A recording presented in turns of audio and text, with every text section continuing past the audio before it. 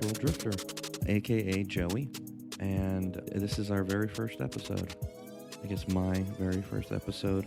Probably be doing some other podcasts with my wife and other folks, I'm sure, as we progress through this journey. But episode one, I'm not going to take too much time on this.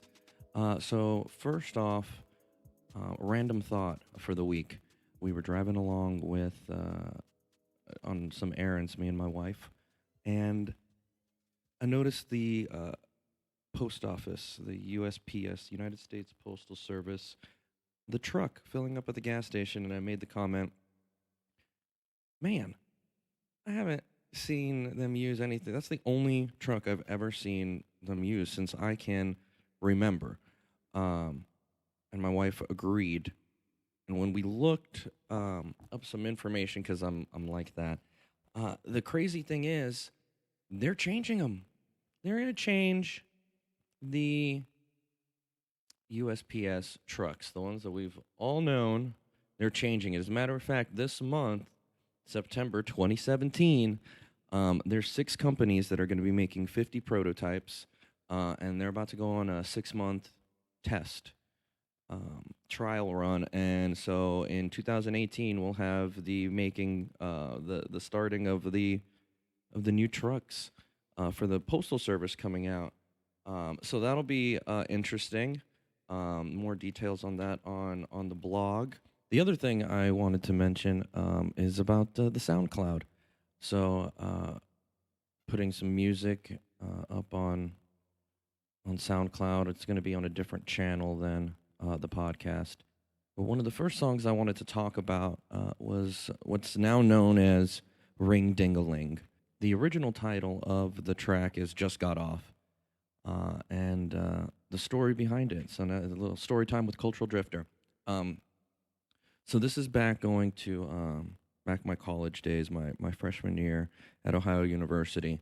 I'm sitting in the common area of my dorm on the same floor as my dorm room, and I'm playing my guitar, just hanging out, doing what I do. And my buddy John comes running out of his room straight towards me, and with a real serious look on his face, just, dude, I had the worst sexual experience of my life. And I was like, oh no, what happened? And he's like, I just got off really fast. Oh crap, like 2 seconds fast or 2 minutes fast? He was like, 2 minutes fast. I was like, not good, buddy. And right then he just grabbed the guitar out of my hand, and he doesn't know how to play, but he's there, and I got off really fast, just strumming along, and that's when I decided right then and there that Just Got Off had to be written, and approximately 15 minutes later, we had it written down, ready to go. We did record a version of it the very next day, and where that recording went, I have no idea. John might still have it, but that song became a theme of sorts with our little clique that we had going on, and everyone called it the Ring Ding-a-Ling song. So one evening, that song actually got us out of a ticket. We were all out. It was like a Thursday night, and we were drinking and smoking, and being very loud on a Thursday night at about 1 o'clock in the morning, and we were singing songs, and we see a flashlight come up onto the patio, or, in front of the patio, and very quickly one of the guys jumps in front of the bong to hide it from the cop, and the officer walks up to the patio and acknowledges that he's like, he sounds pretty good up here, fellas, but it's, 1 o'clock in the morning on a Thursday. So I'm going to have to ask you to stop now. I'm going to give you the opportunity to play one more song. And if I like it, I'll let you off with a warning. But if I don't, I'm going to give you a ticket. And so that's when the group of guys turned and looked at me, and they all just, ring ding-a-ling, Joey. Ring ding-a-ling. And I refused at first because it's a super inappropriate song, which we'll get to here in a second. I'm going to play it for you. But I played it, and the cop loved it. So we did get away with just a warning that night, thanks to the good old Ring Ding-a-Ling song. And you would think that would be the end of it. However, about 7 years later, I get a message on Facebook from one of the gentlemen that was partaking in the festivities of that night with the officer, Corey, and he he reached out and saying that they were talking about that one night, and boy, wouldn't it be great if we had that again to listen to. So in a drunken stupor, I put that up on YouTube a few years back. That video is still up there. You can, I'll link to it in the blog. So I recorded that and posted up there for Corey.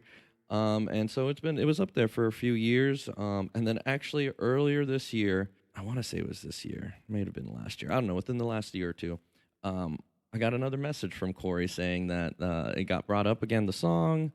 And this time they went on YouTube to watch the video, and they were singing along with, and someone had a guitar around the bonfire, and they learned how to play it.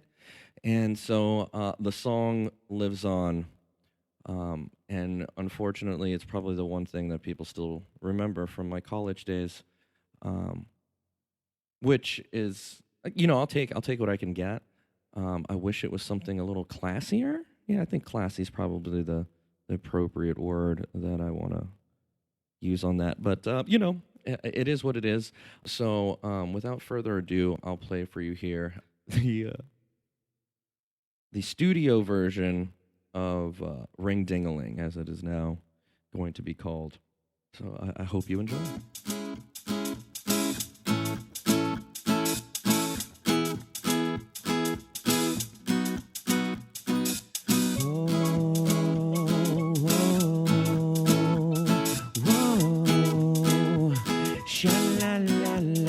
Ring-ding-a-ling, I just got tough, incredibly fast. Don't know what's wrong with me, why can't I last?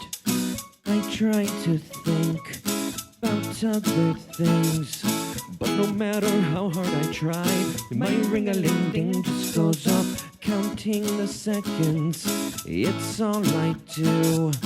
'Cause when the seconds run out, I come inside of you. Whoa, whoa, whoa. Sha-la-la-la, ring-ding-a-ling. I ask my friends just what to do. They said don't worry about it, just spread that goo. Just kidding, they tend to laugh, I tend to cry. I just wanna be like every other guy. Whoa, whoa, whoa. Sha-la-la-la, ring-ding-a-ling. I asked my dad just what to do. He gave me an evil bed stare. What's wrong with you? I'll ask my sister. Oh, wait a second, no. Look there across the street, a hooker I know. She says it's still $5, $5 a spew. But I only have a 10, looks like I'm getting two. Whoa, whoa, whoa. Sha-la-la-la, ring-ding-a-ling. I got my practice, it's on to the test. Feeling quite nervous now, I'll give my best. So now we're naked, she's climbing on top. Oh God, it feels so good, I think I'm gonna pop. Looks like I just got off again. Whoa, whoa. Sha-la-la-la, ring-ding-a-ling. So now I sit here all day and all night, and I've been jerking myself. Whoa, look at the time. Now I've been going for 3 hours strong. I did not think that I could last this long. Looks like I got my game again. Whoa, whoa, sha-la-la-la, ring-ding-a-ling, whoa, whoa, whoa, sha-la-la-la, ring-ding-a-ling. Yes, I know. It's awful. It's a really horrible song with very inappropriate lyrics. But it's my song, and I love it. So hopefully you enjoyed that, as embarrassing as that song is. Now, the last thing I want to leave you with is so you to talk a little bit, very briefly, about some new shows that I started watching that we're going to see how they go. One of them is The Orville. Started watching The Orville, which is Seth MacFarlane's new show. And it is a straight-up Star Trek ripoff, but I love it. I like the humor in it. I think it's awesome to see Seth MacFarlane's face instead of just hearing his many, many voices. And then the red-haired guy that's on there that plays his best friend, that's the voice of Steve from American Dad. So it's really good to see those voice actors get their faces put up on the screen. So I'm really enjoying it. It's a nice, light half-hour show that I'm enjoying. The other one that I started watching was The Deuce, which is an HBO show, and boy, are there a lot of penises in that show. I'll tell you what, they don't hold back. We're gonna see. I'm gonna watch the second episode shortly. It's an HBO drama, you know what I mean? Gritty, real.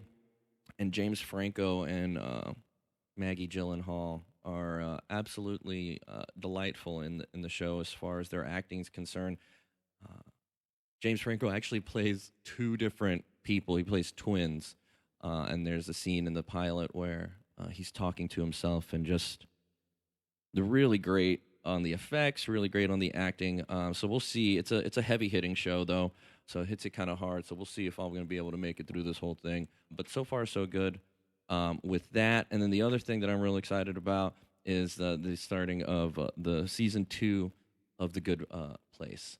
So we'll get started on that and let you know how that's going. And that's I think that's going to be it for this first episode of the Cultural Drifter Podcast. More to come. Make sure that you check out the blog, culturaldrifter.weebly.com. You can go to Facebook, check out the Facebook page. It's at Cultural Drifter Podcast. And the SoundCloud for the...